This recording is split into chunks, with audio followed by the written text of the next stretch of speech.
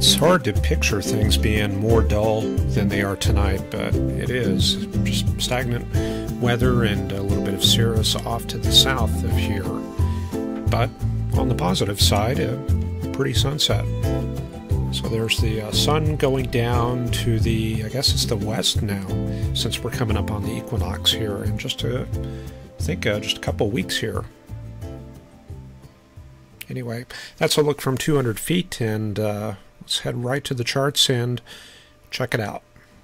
And I've got something a little different here.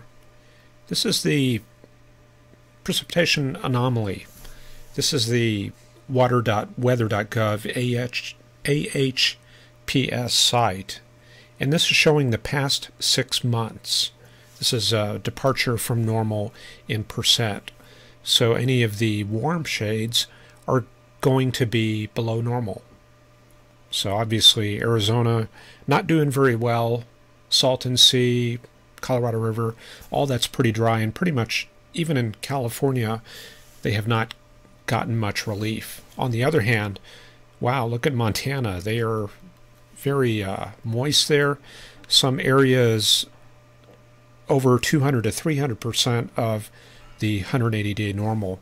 So actually much of the northern U.S. running above normal, but it looks like Texas and the south starting to slip back into a drought.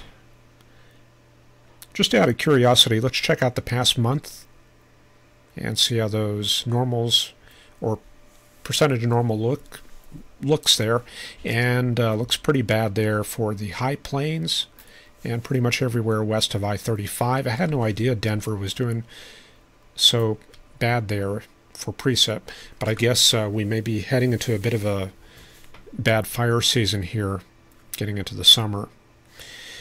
Looks like the effect of easterly flow there in the El Paso and Rio Grande area showing up in that region. Other than that, though, yeah, northeast, gotten a bit of lake effect snow in that area, and systems moving up the east coast have also added to that precip there. And that's a look at Montana this morning from the Polar Orbiter satellite, and you can see that there is quite a bit of snow on the ground, about 6 to 9 inches, anywhere from about Butte and Bozeman out to past North Dakota. Okay, let's check out the thermal structure of the atmosphere. And we've got a pretty intense system off the mid-Atlantic coast there. That's going to be about maybe 300 miles off the Maryland coast there. So the fronts are going to look like this right here. And then the cold front trails on back towards Cuba and the Bahamas. Pretty good cold air advection coming in the back side of that. Here's the big ridge supplying the cold air. And then on the other side we've got the warm air advection starting to take effect in that area. And we've got a system off the west coast as well. So that's approximately where the front is at this time. And a warm front, I'm not exactly sure where that would be. I guess maybe something like that.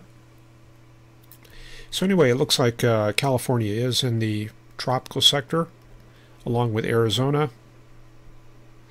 And hopefully this somewhat southern track will help improve the precip totals in that area of the country. So the front is not quite on shore in California. Let's see when it does come on shore. So we'll bring up the NAM panel here. And I'm going to scroll forward from this afternoon. You can see southeast flow along the coast.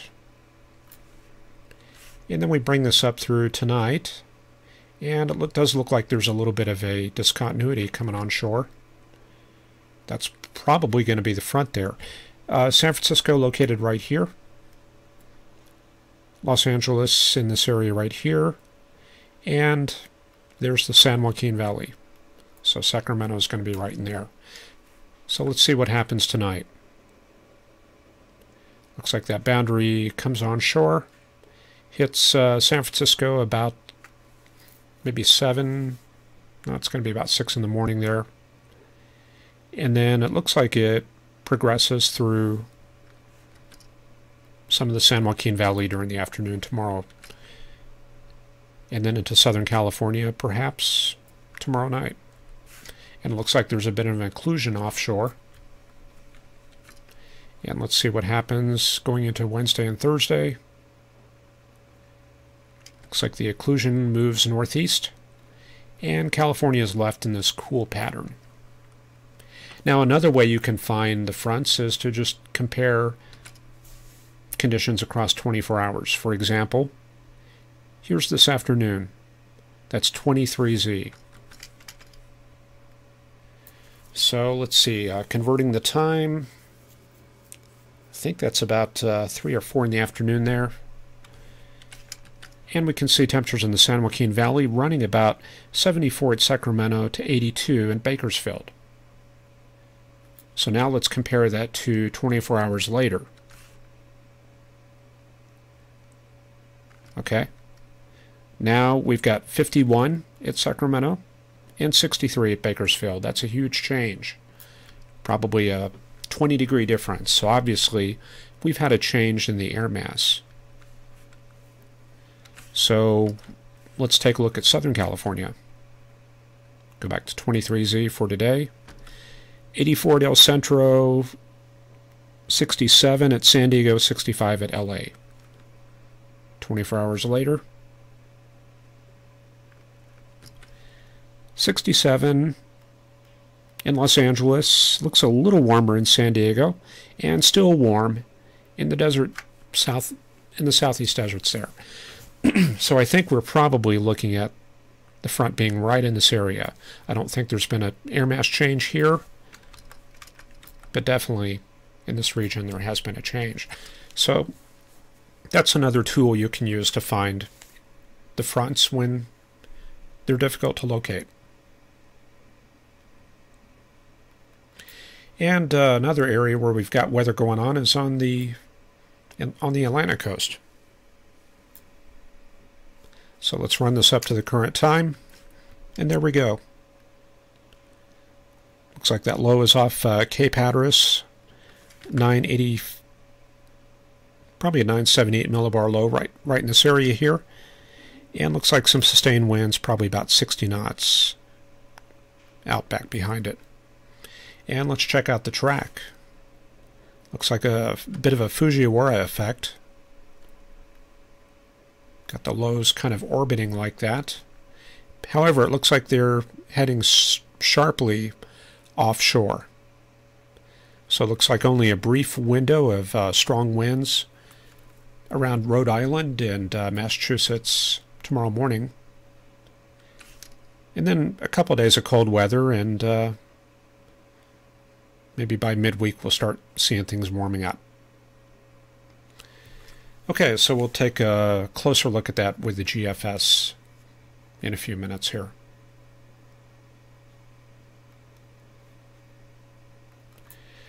Okay, let's pull up the satellite, and that's another way we can look at it. That's going to be the water vapor imagery. So a very intense area of drying from northern Florida to off the coast. This is a large area of subsidence back behind that system. The main baroclinic low located right in this area here. And then the cold front. Let's try that one more time. Yeah, that's probably going to be where a cold front is. And then the warm front located something like that. So it looks like a fairly potent system. Here's the deformation zone back behind it, and this is what's going to be associated with the snow showers overnight, all the way up towards Rhode Island and Massachusetts for about the next 18 hours or so. But yeah, some very strong subsidence in this area here, indicating the very pronounced vertical motions associated with that system. And then the areas of ascent, that's obviously going to be out ahead of it there. So we can kind of see the warm conveyor belt in that area right there. and the cold conveyor belt back in here. So we'll probably get into a little bit more detail on that.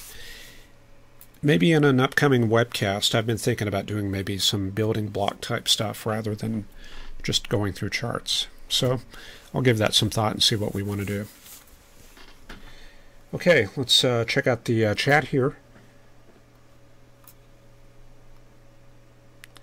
Got Ron Chalfant there on daylight savings. Got Greg Kerner here, and Fun with Tech. Megan John, 35 in Minnesota.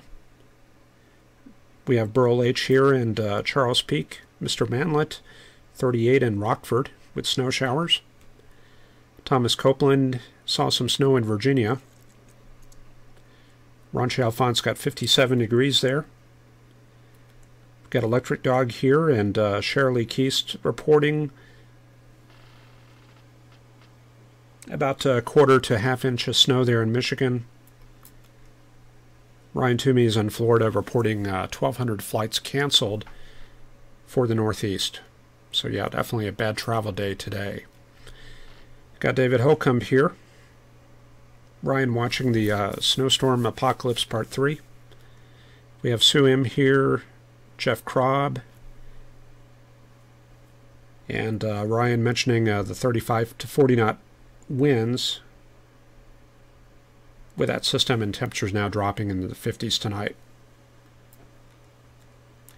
Sue M reporting overheard Winter Storm Felix for Portugal, France, and Spain there. David Holcomb anticipating the tornado warnings coming up here soon. Getting into that season. Jeff Krob reporting GOES S is now GOES 17. Yeah, that's great news there. It has reached geostationary orbit. Solar array and instruments will be unfurled and powered on, and post-launch test beginning at the end of March. And just going through the rest of the chat here. David Moore mentioning the nice sunset here in, oh, he's getting a bit of a sunset there in West Texas. I think David is up there in Amarillo, if I remember correctly. Andrew Hotchkiss mentioning southwest Pennsylvania started sunny, and they've got snow showers there. Electric Dog reporting hot mic. Let me check the levels here.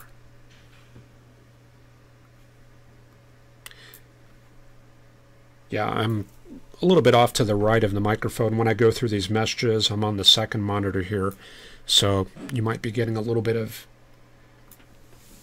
sound from the wrong part of the microphone. And now I'm back in the usual spot. So, okay, let's head into the rest of the chart, the chart sequence. There's the infrared imagery, and that's showing our system there. The main Bear Clinic zone off the coast of North Carolina, right in that area there. So it looks like some of the stronger deep convection is located to the south out in this region. And then we've got some kind of clustered convective elements kind of drifting with the upper level flow up the coast. So this is what's going to graze part of Massachusetts, Rhode Island, and Connecticut later tonight. So maybe that'll be the last big winter system for the season, hopefully. We can see the subtropical jet moving across parts of South Texas there, and that's what we saw in the drone footage. We were able to see that off to the south. And then we've got that system coming on to the west coast right here. And we know that this here is not frontal. That's going to be associated with a subtropical jet. And then, of course, our main front is located in this region here. So very likely our setup is something like this. And then what we have off to the south, that's going to be associated with a subtropical jet in that area. Some pretty good convective elements back behind that cold front. That's the very unstable air following in the wake of that front back here. There's usually an upper level low out in this area here, and that means some very steep lapse rates in that area. Okay, other than the East Coast, it is a pretty quiet night, so I'll just give you the soundings real quick. Usually I bring up Texas because that's what we see on the drone footage. Let me see if we have tonight's... Going to check for tonight's sounding. That's one thing about the time change. We're now really cutting it close with the 0Z observations, so we're trying to bring that up. And yeah, it looks like we've got some data here. So a little bit of moisture up above 17,000, 18,000 feet. However, the column is pretty dry. And if we try to get a parcel lift going, we are very stable. So the Lifton index is about positive 15 here. So we're not going to get any thunderstorms until we bring up some moisture in the low levels, and we've really got to cool this down quite a bit here. Okay, let's head into the forecast and we'll take a look at the upper level chart here. So there's our upper level support for the system on the East Coast. Big trough there over, let me bring this up to the current time.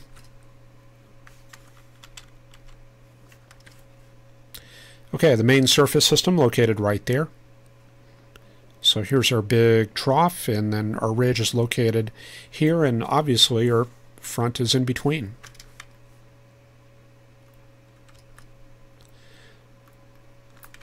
So that's about how the fronts look tonight. My poor drawing skills showing up here. Anyway, there we go. So the very intense troughing, that's back behind the cold front.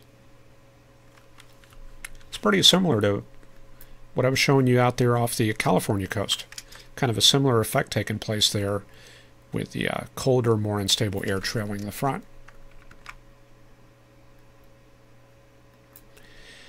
Okay, let's see what happens across the rest of the U.S. Very large long wave ridge coming across the Rockies. And it looks like the patterns do progress. By Thursday, the big ridge is coming out into the plains, and then west of there we've got southwesterly flow starting to develop. And it looks like by the weekend we may see some of that lift moving into the plains. Here's the first big trough coming in for Thursday night and Friday into the central U.S. And then we've got another one coming in. So by Saturday, very large long wave trough coming into the southwest. And that'll cross the Rockies Saturday night and move into the plains on Sunday. So that's obviously going to have an effect on our weather over the weekend. And looks like another trough coming in for later the following week. So it looks like it's right around Wednesday that the ridge crosses the Rocky or crosses the Great Plains, and then we should see the flow start changing after that. This is on the 21st, and then probably we'll get into a period of showers and storms going into late March here. So you see that very strong, fast flow.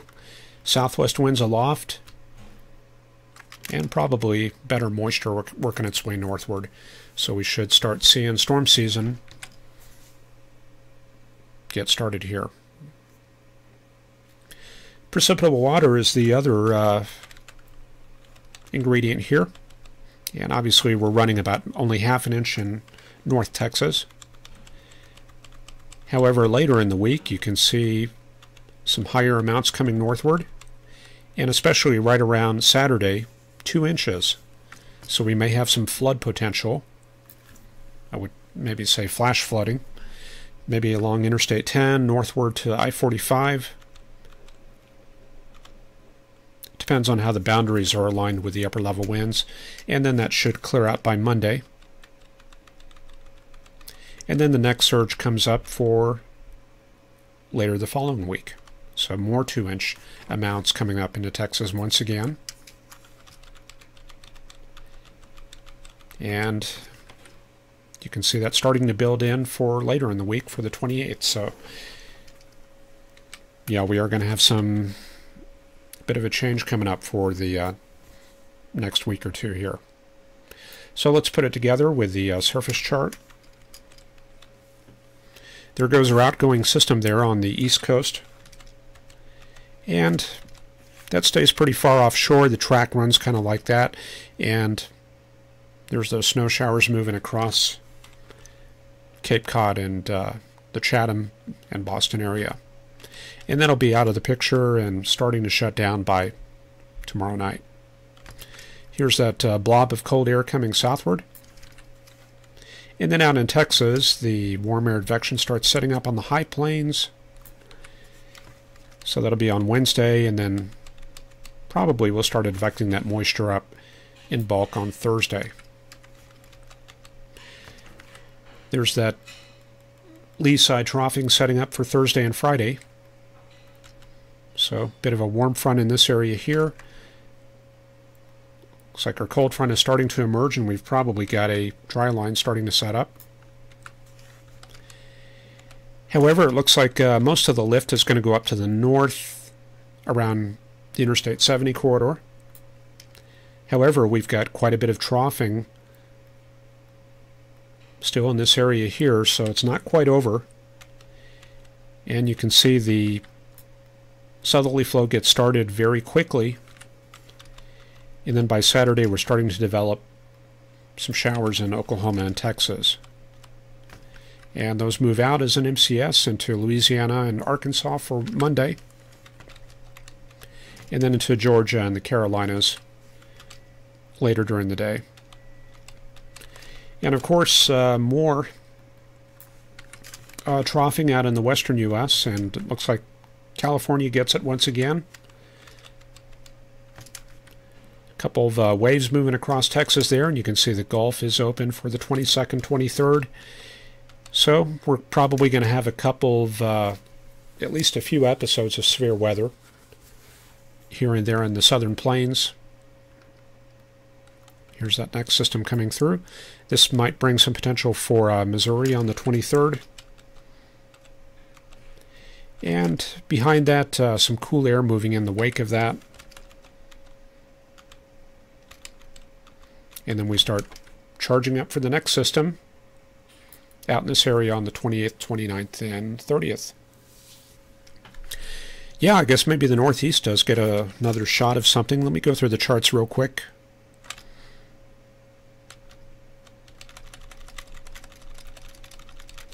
Yeah, towards the very end there, 300 hours out, 25th.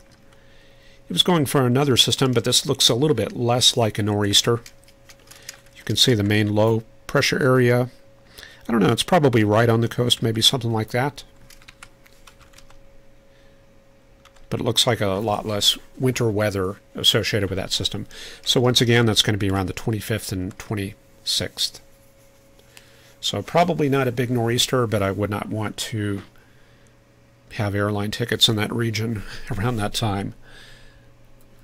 All right. One last look at chat. Let me take a look.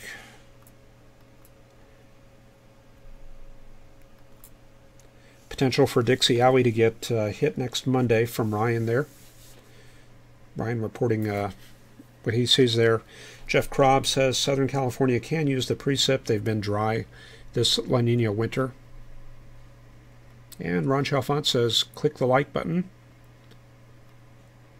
And I think that'll probably do it for me. Anyway, thank you for watching, and hopefully we will see you tomorrow. Take care and have a good evening.